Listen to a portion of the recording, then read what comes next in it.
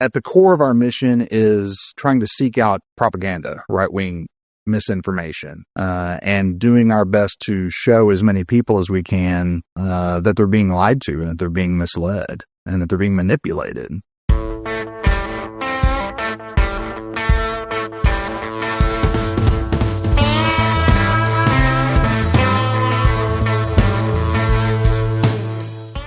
Hey there, I'm Jesse Mayshark, and this is Headlights, Voices from the Progressive South. Headlights is a production of the Progressive South, a nonprofit media platform dedicated to amplifying progressive voices and values across the southern United States. Voices like Chris Mosier of Progress, Texas, which is itself a nonprofit media platform that covers politics and government in the South's largest and most diverse state. Mosier is podcast director for Progress, Texas, and we talked about what it takes to give voice to the state's large and underrepresented political minority. He also described the chaos surrounding this summer's special sessions called by Texas Republicans to gerrymander congressional districts ahead of next year's elections. That's coming up. And in the arts and culture segment, we'll talk about the South's war on Halloween. But first, it's time for our news roundup. This week, how Florida sugar barons are cashing in on President Donald Trump. An Alabama charter school pulls back on its mission to serve LGBTQ students, and a Texas school district locks its libraries. First to Florida. A well-researched report in Forbes Magazine last week looked at how the Trump administration's interest in pushing, quote, real sugar, unquote, as opposed to corn syrup, intersects with Trump's close personal and political relationship with the Fanjul brothers, giants on the Florida business landscape. Jose Pepe Fanjul and his brother Alfonso, or Alfie, are co-CEOs of Florida Crystals, one of the largest sugar companies in the country. They own the Domino sugar brand and are co-owners of one of the largest sugar refining companies. They're both in their 80s and are part of the generation of Cuban Americans who fled the Castro regime and settled in Florida in the late 1950s. The Fanjuls had also owned sugar companies in Cuba, and they used their knowledge of the industry to establish Florida Crystals, which has its headquarters in West Palm Beach. The sugar industry in the United States is directly supported by the federal government, which sets minimum prices for sugar and enforces tariffs and import quotas to hamper foreign competition. The Fanjuls have been adept at working the American political system, as the Forbes story recounts. They have courted and contributed heavily to both Republicans and Democrats. One anecdote in the article concerns a phone call from Alfonso to President Bill Clinton in the Oval Office, where he was allegedly in the middle of breaking off his affair with intern Monica Lewinsky.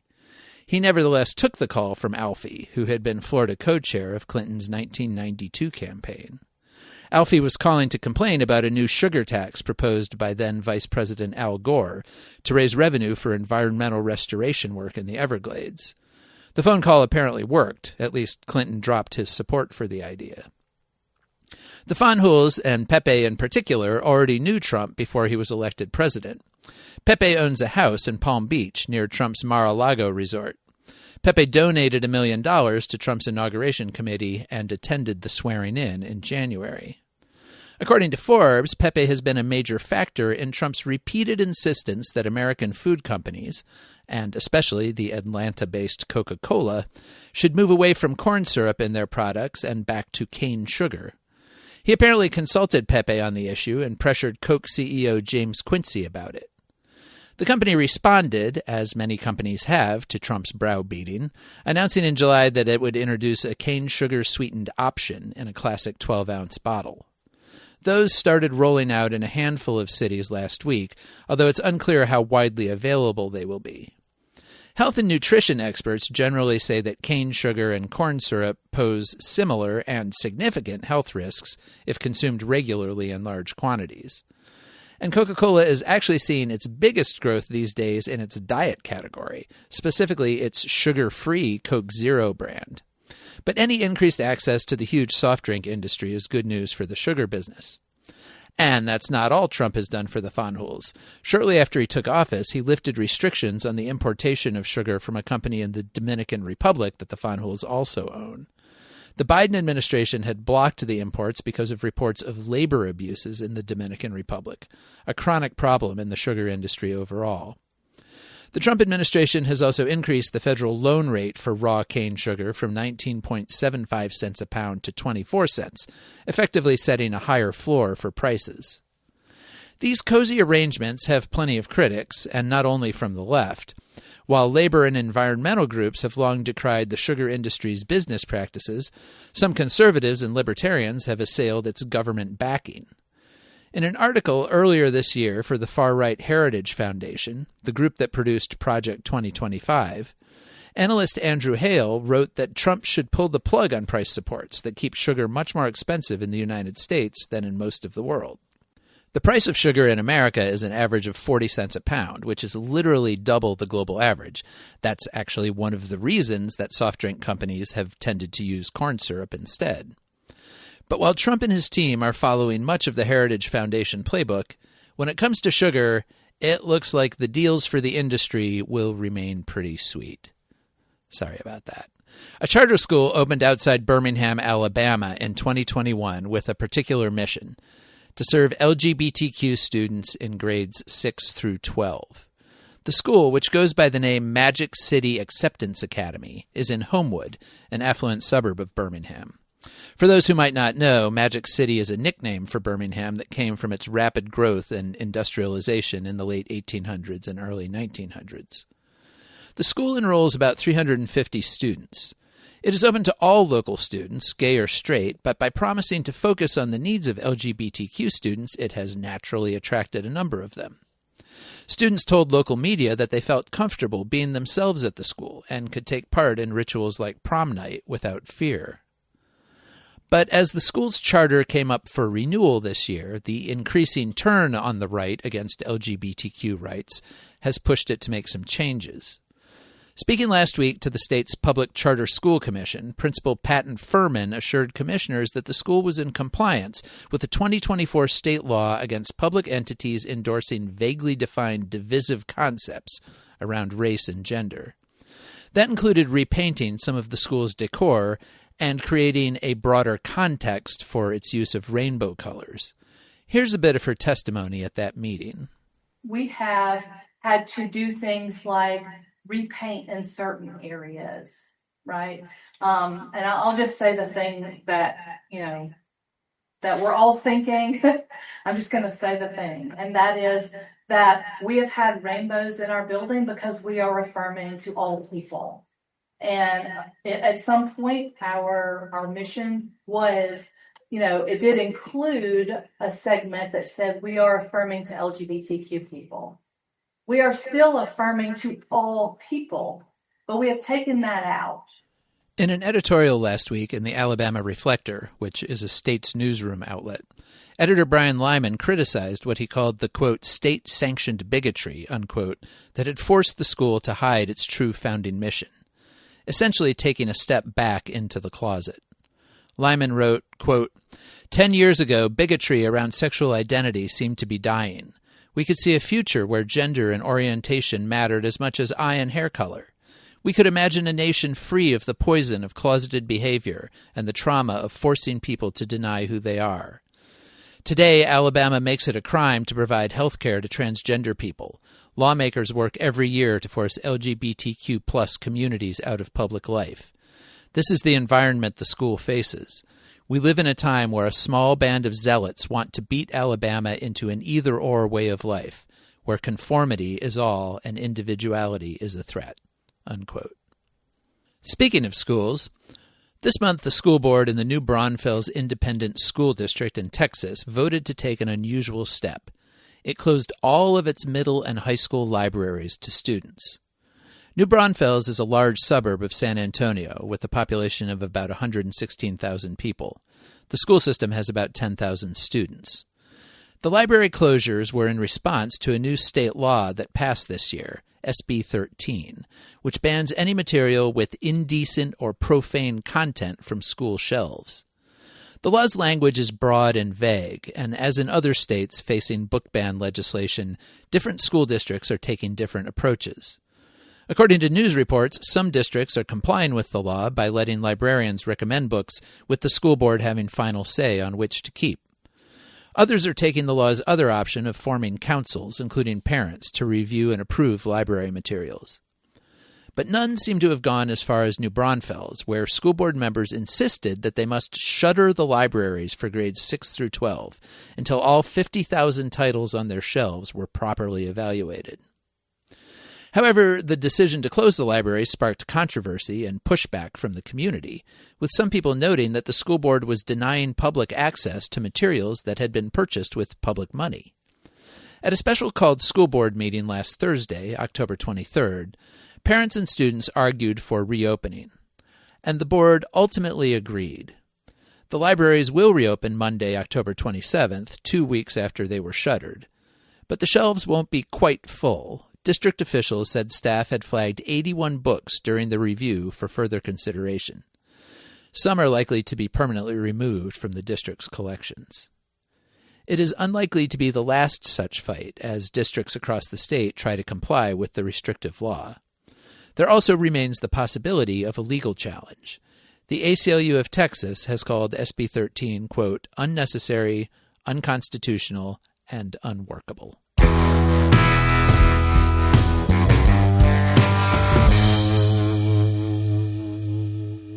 And speaking of Texas, now we're to my interview with Chris Mosier, podcast director for Progress Texas. The nonprofit media outlet was founded in 2011 alongside its funding partner, the Progress Texas Institute. Progress Texas itself is a 501c4 nonprofit, while the Institute, which does its fundraising, is a 501c3. It's a small operation with a big mandate to give voice to progressive ideas and spotlight progressive political leaders in the state. Its primary journalistic output are the podcasts by Mosier and his team, which they turn out in sometimes rapid-fire fashion as the state's turbulent politics necessitate. Mosier is a broadcaster by trade, a radio guy who came to more political work later in his career, as you'll hear in our conversation. We talked about Progress Texas, what it is and what it does, and also about the prospects for progress in Texas. As you'd expect from someone who does it for a living, he had a lot of smart things to say. So, Seth, let's go to the tape. So, Chris Mosier, thanks so much for joining me. Absolutely. Glad to be here. I wanted to start by, I always like to kind of know people's backgrounds and the path that they've taken to the work they're doing now. And I know you grew up in Texas, and I think kind of right out of college got into broadcasting. You kind of talk me through your career arc a little, and then what brought you to the specific kind of broadcasting and podcasting that you're doing now. I kind of took a little bit of a different path from that, of the same components but different order. I started in radio right out of high school. I grew up in Lubbock, Texas, home of Buddy Holly, and not much else. Actually, there's quite a bit of art and music that comes out of Lubbock, but that's another conversation. Started doing, top 40 radio right out of school. I was more of a rock and roll person myself and quickly ended up at the rock station in Lubbock for a bit there. And I was also playing in heavy metal bands, actually. All right. So we decided we wanted to move our band to Austin in the early 90s. And so we all got here by 93. And I continued doing radio here as kind of a day job, which was sometimes a night job, depending on what the shift was at any given time. And have done radio really ever since, all the way up until, really up to the present day. During that time, I finally got my degree finished at Texas State. I was well into my late 20s by the time I got back to school, and had developed, had really always been interested in history and politics. I got a history degree with a minor in political science. Texas State University, which at the time was Southwest Texas State University, in spite of the fact that it's not in Southwest Texas.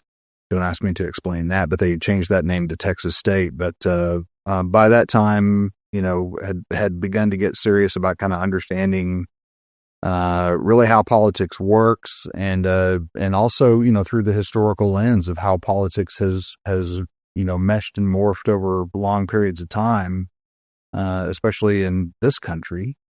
And from there, I was kind of more of a political, kind of dabbler, just someone who was interested in it and tried to follow it.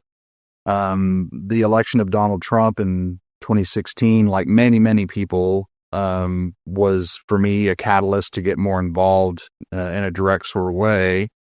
I started using my skills as a musician and knowing how to run live sound and also kind of internet skills to start to try to amplify the local clubs around Austin, starting with West Austin Democrats, which is my neighborhood club where I live.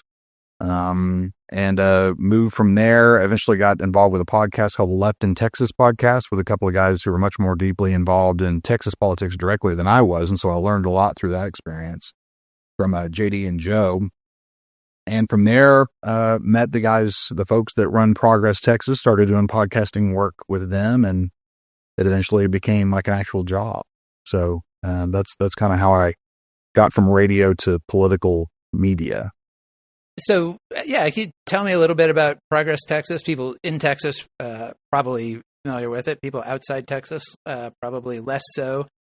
It strikes me as a really, like, it's filling an interesting niche because it's an unapologetically advocacy-oriented media outlet. But, you know, I would say you are doing real journalism. You're talking to the, you know, decision makers, and you're on a day-by-day basis. You produce a tremendous amount. You know, you're really kind of tracking things as they happen.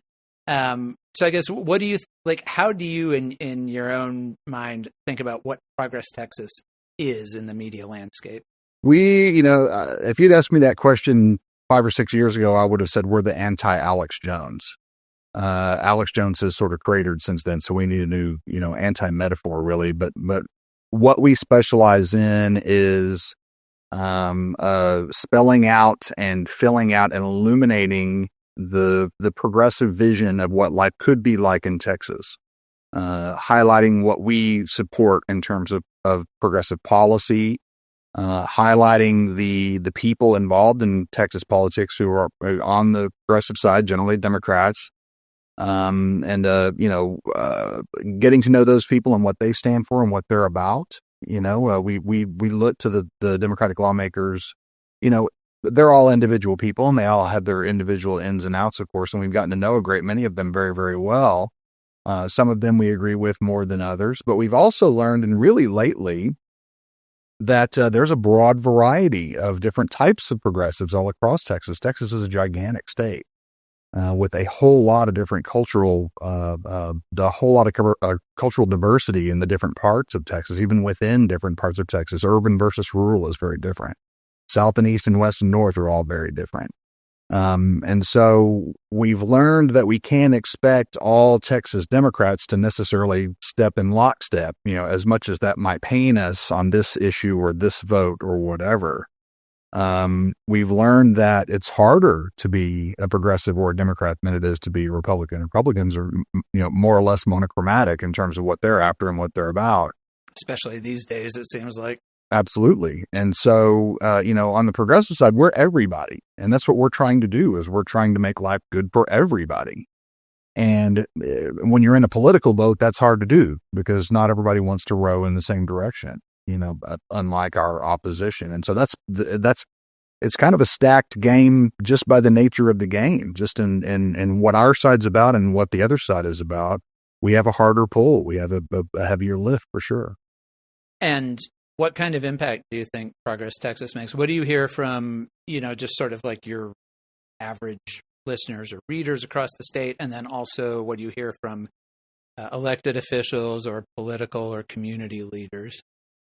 Well, from the public, we have seen enormous growth, both in our podcast products and our digital stuff. We have a terrific digital department that's done a great job with TikTok, of all things. Just a few years ago, if you'd asked me if I would be talking on TikTok, I'd say you're crazy. And I might not know what TikTok was at that time. But short form visual, digital stuff, we've gotten really, really good at producing that stuff, and we see great success. We do a lot of stuff at live events, campaign announcements, rallies, things like that, where we've gotten very good at capturing live audio and video and, packaging that in a whole bunch of different ways. We try to put our messages out in as many places as we can to reach as many people as we can. And the feedback, of course, we get lots of, blowback from folks who don't agree with what we're doing.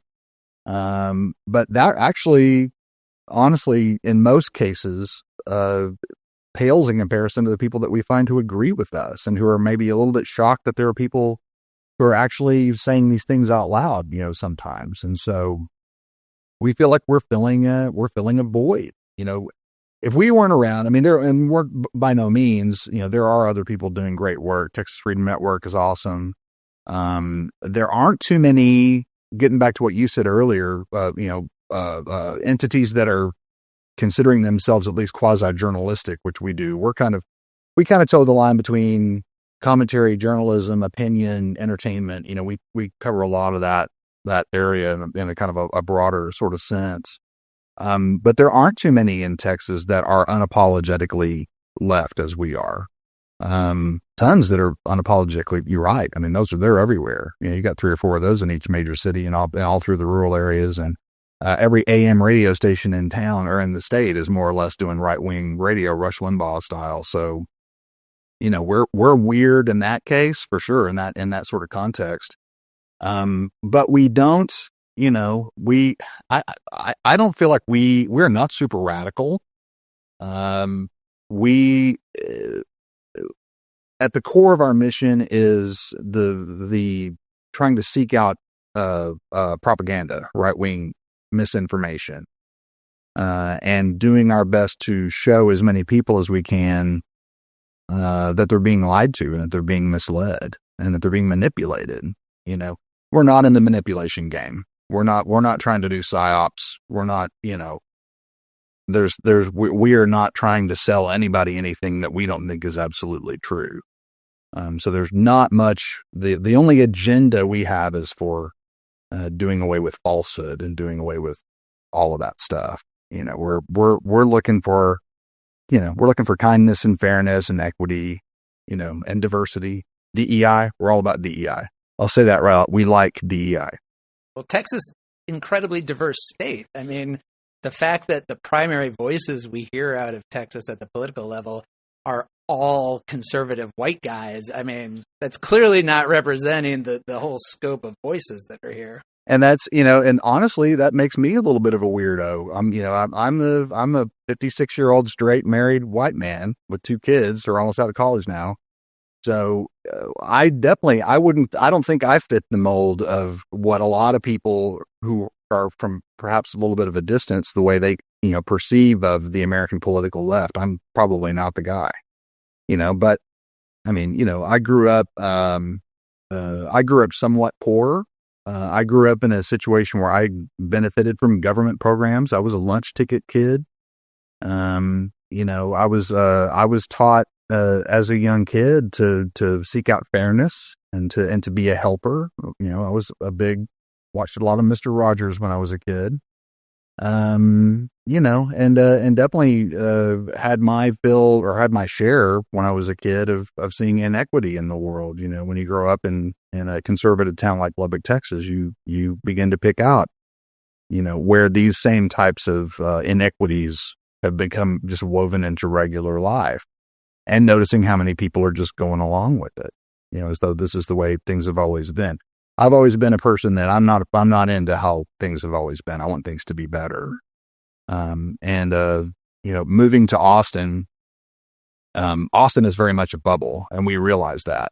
We live in a almost utopian sort of situation here that's quite different than just about every other place in Texas outside of the larger cities. And so, we're also in that lens. We're also in recognizing that things are tough for people. Things are, even if they're not for us personally, or, we have a lot of people who work for PT and, a lot of different experiences. I don't want to speak for everybody, but, for me, I live in Central Austin. It's a wonderful place to live. But we have to constantly remind ourselves that we're fighting for people who don't have it as good as, for me personally, is the way I perceive that I have it. So, well, and because you're trying to present voices from Texas as a whole, how do you go about doing that? Bringing in voices from, maybe more rural areas or more conservative areas? we've done a lot more, really tapping into the efforts along that line that have been done by other people more so than doing them ourselves. We're a pretty lean operation. We're kind of, more so than making things happen on our own. We're trying to reflect what the effort is like and trying to amplify those efforts for other people to inspire them to also join that effort. But this year, and over the last couple of years, a lot more effort to kind of wake up the progressives out in the rural parts of Texas. We know they're out there.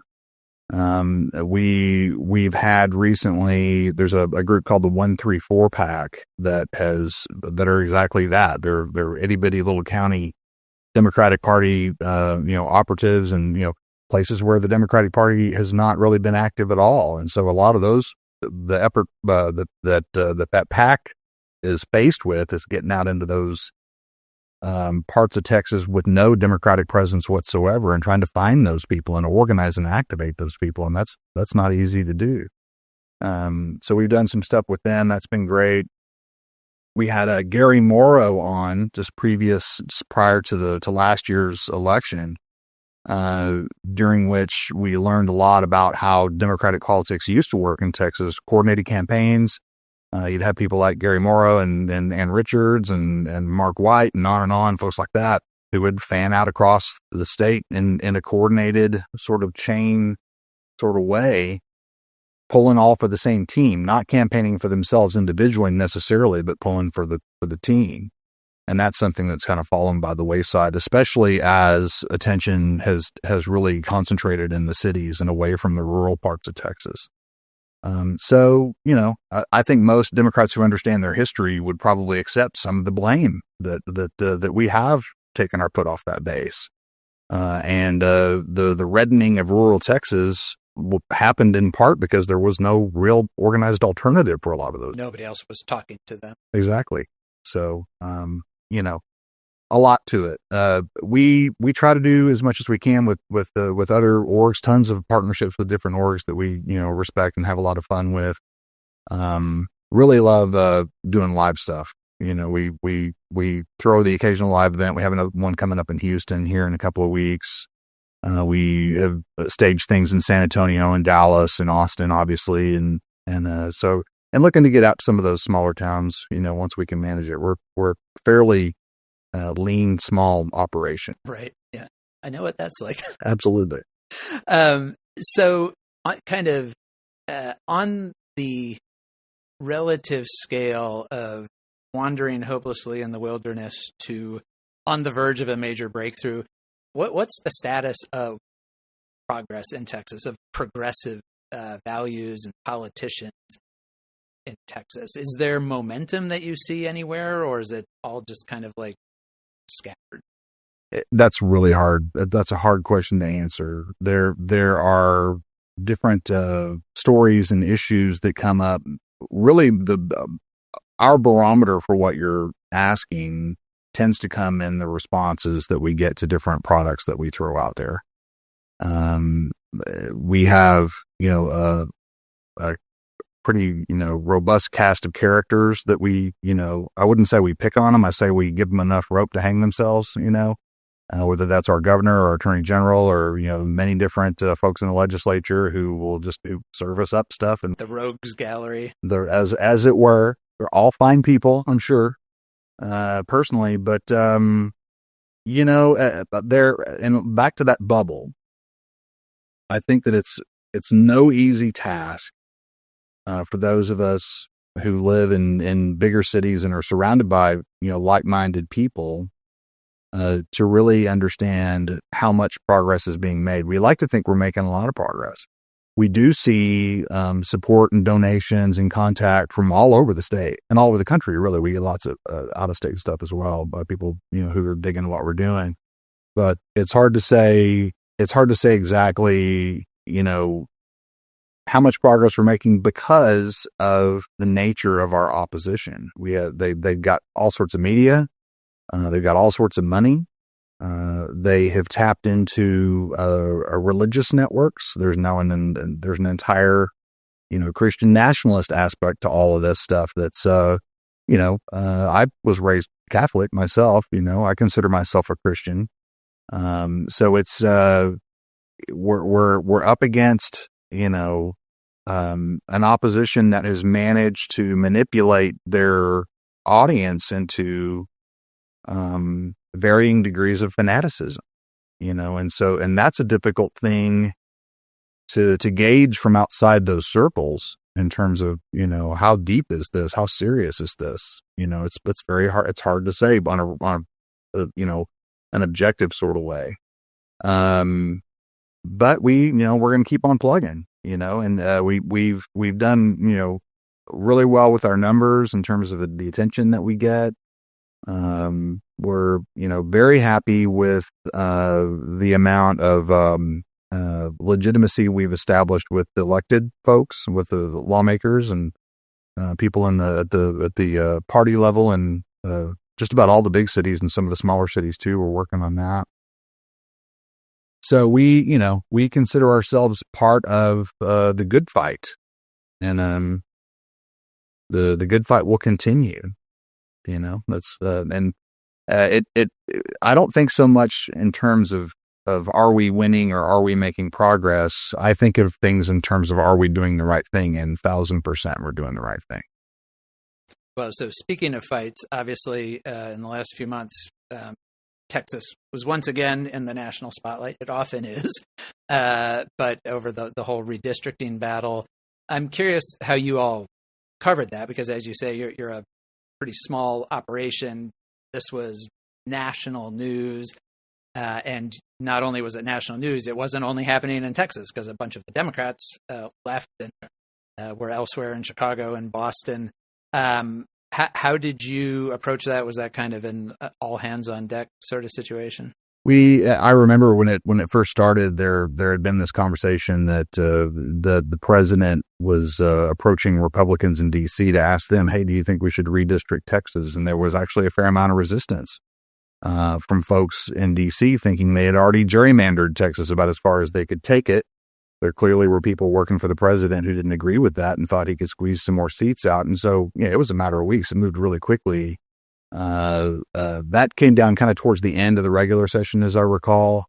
And then suddenly there was going to be a special session that happened to coincide with a terrible flood that we had on July 4. The flood was the excuse to fire up the session, but of course the maps were the first point of order, because that was what Trump wanted. And so, and it came down largely the way we thought it was going to, at least on the superficial level. We knew that they would be attacking black and brown districts in Houston and also in the Dallas area, but Austin got reshuffled. It was kind of a wholesale, reshuffling. As you know, there's a trial going on now in El Paso about not only about the current map, the one that we're talking about, but the prior map that they did in 2021 was also under review. So it's a legal mess. That's another part of all this is we can no longer really rely on the courts, because the courts have been very much drug into the MAGA sphere, as it were, or many of them have. So there had early on been a lot of talk about breaking quorum, about stopping this thing in its tracks. How that was going to play out was kind of a mystery. They, as we have said, and as we believe, breaking quorum is not illegal. It's not something that's done really outside of the parliamentary process. It's something that, the minority has had this tool at their disposal since there have been Congresses and parliaments. And so, for them to do so is kind of, it's a desperate measure, but if it's the only measure you got, it's the one that you take. And so when they did it, that was kind of actually a moment when we learned that we had developed a pretty sizable audience amongst the lawmakers, and especially the people who work for the lawmakers. We believe that a good chunk of our audience are people who work for state reps and state senators. So hi, all y'all, if you're listening to this. But so we found that we got a lot of yeses when we sent out interview requests to have people join us during that quorum break from Chicago or from Illinois or from wherever they had all ended up. And so we talked to a whole bunch of them. We saw a pretty massive spike in our numbers during that time. And also, as you mentioned, this became a national story. We think largely because the whole nation went, there must be something crazy happening if the entire Democratic delegation, or the vast majority of them, up and left their homes and their families and their jobs. We have a part-time legislature here. These people are, threatened with arrest. Oh yeah, all sorts of things. And yes, and the apoplectic nature of this was not the first quorum break. This has happened several times in Texas history, but there's never been this wild, hair on fire reaction from the attorney general and from the governor and on and on. And that was also, they want this really bad. That was the message that we got was, man, they want this really bad. And so, I worry that the narrative begins to take on a conspiratorial sort of flavor when you think about, why does Donald Trump want so badly to hang on to the House of Representatives in 2026? It's because he doesn't want the Epstein files to become public, because that's exactly what's going to happen. Not, outside of his agenda being stopped by investigations and by just the normal machinations of how our checks and balances are supposed to work in this country. We've got a government shutdown going on right now. We've got, which they're now using as an excuse to not swear in the congressperson who would give them the number that they need to put that petition in, right? I mean, it's like, if it's not all a conspiracy, they're doing a good job of making it look like one. Well, they are sure, as we're recording this, there's been this, what we see as a declaration of war from our Attorney General, Ken Paxton, against what he calls Antifa. And I can tell you, we're involved in multitudes of left-leaning organizations dealing in all sorts of different, kind of siloed issue areas, and some that are more general in nature, all sorts of elected officials, city, all the way up to state, all the way up to the federal level. There is no one operating under any flag called Antifa that I have ever met. To my knowledge, Antifa does not exist, which is scary, because that becomes a catch-all. That becomes something that an attorney general with, all sorts of legal muscle behind him would be able to lay on you or me. And then it would be up to us to hire a lawyer and take time out of our day and defend ourselves. And so that's the scary part, is that, when you're talking about, lawsuits and legal maneuvers as weapons, then we got a real issue. And I kind of feel like that's probably where this is going. He's going to find someone that he's going to be able to say, you're Antifa. And then it's going to be up to that person to defend themselves. And even if actual charges aren't brought, just being under investigation can be a tremendous hassle. Absolutely. Absolutely. Loss of jobs, loss of whatever. I mean, it's really just, it's Twilight Zone. It's surreal for the top law enforcement officer authority in our state to be slinging these threats against Antifa, which, as I say, I don't think really exists, and then against transgender people.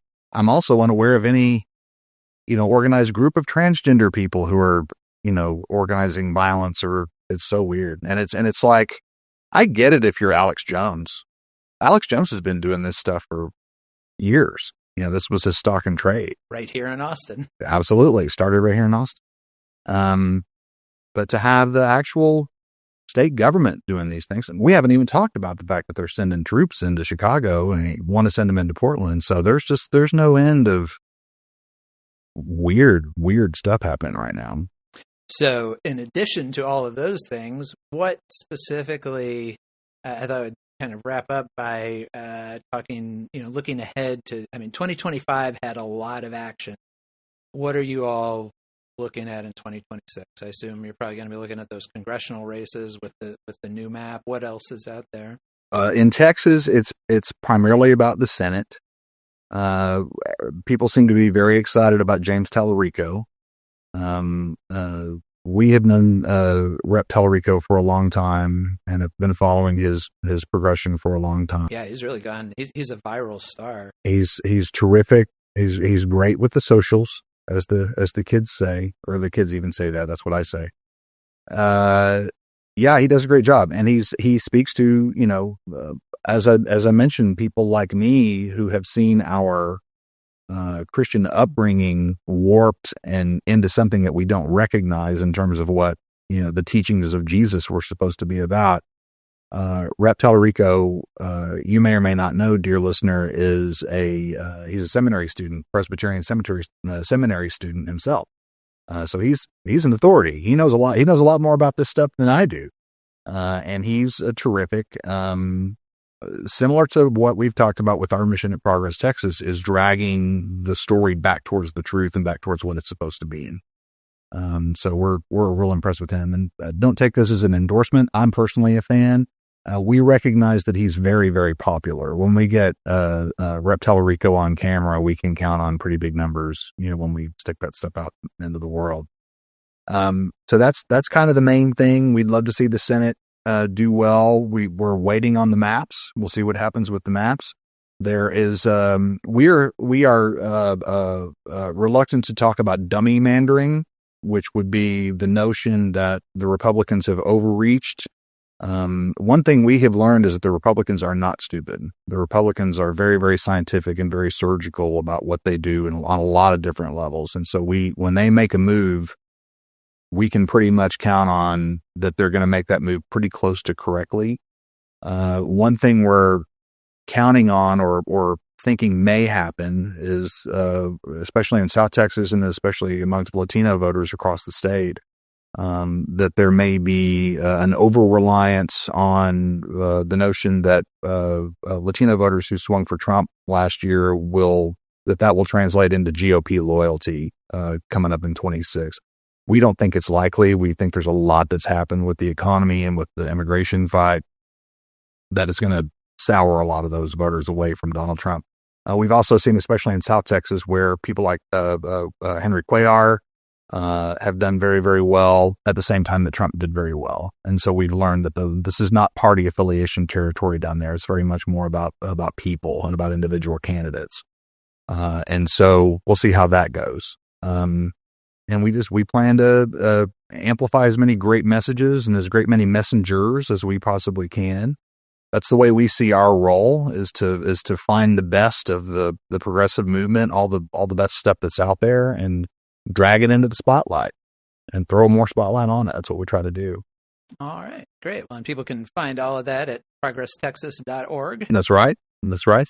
Certainly recommend following it if you're interested in what's going on in the second biggest state in the country, the biggest state in the South. I tell people that, what happens in Texas, as far as the rest of the South goes, does not stay in Texas, whether good, bad, or whatever. Like, we all kind of feel the impact of it. University of Texas here, about probably half a mile from where we're sitting right now, they say what starts here changes the world. That's their motto. And so that's not always a good thing, we've learned. Right. Definitely. So, do check out our podcast. I do a daily every day. That's about an 8 to 10 minute kind of a rundown of what's happening right now, headlines, analysis, some snarky commentary, I'm sure. And then we do 1 or 2 longer form podcasts every week. So there's almost, on an average of about 7 to 8 new things hitting the feed. Tons of great content. Yeah. Thank you. Thanks for joining me. Really appreciate it. Absolutely. Thanks for the invite.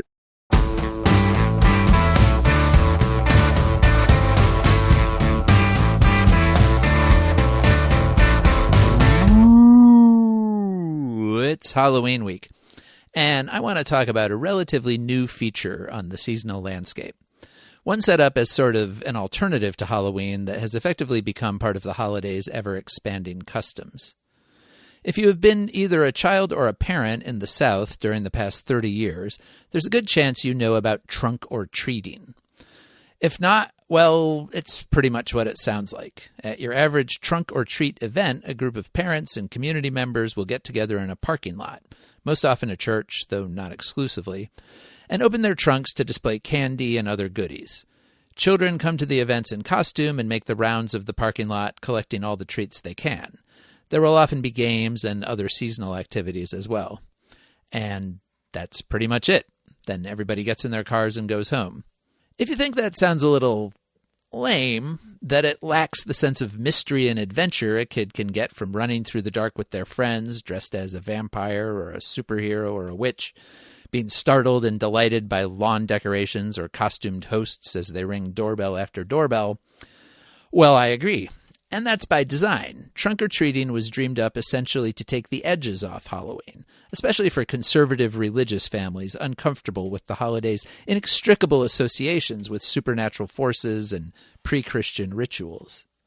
A 1994 article in the Birmingham News credits the origin of trunk-or-treat to Hilldale Baptist Church of Center Point, Alabama, a little northeast of Birmingham.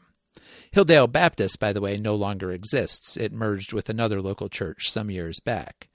But their idea spread quickly among conservative congregations, especially across the South, and has been adopted by some civic groups, too.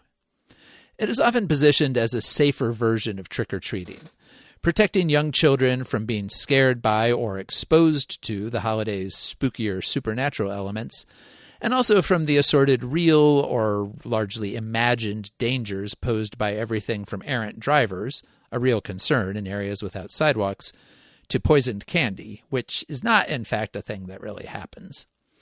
Up top, I somewhat jokingly referred to trunk-or-treating as the South's war on Halloween. But in practice, of course, it's less a substitute than an add-on. Many children do both trunk-or-treating and trick-or-treating.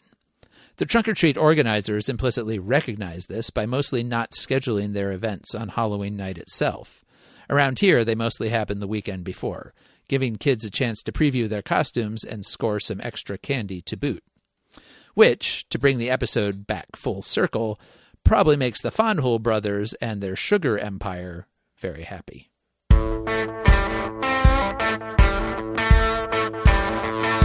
And that wraps us up for this week. Remember, the Progressive South is a nonprofit media outlet, and you can find information about contributing to our efforts on our website, theprogressivesouth.org. If you do feel moved to make a donation, first of all, thank you. And second, make sure you make a note in the comments accompanying it that it is for the Progressive South. Thanks to Bark for our theme music, and to Lord Seth the Libertarian for his production work at Barbarian Productions. And thanks to you for listening. Remember, you can call and say hey from wherever you are. Just leave us a message at 865-214-7764. That's 865-214-PROG. Tell us your first name, where you're calling from, and take up to a minute to let us know what's going on where you are.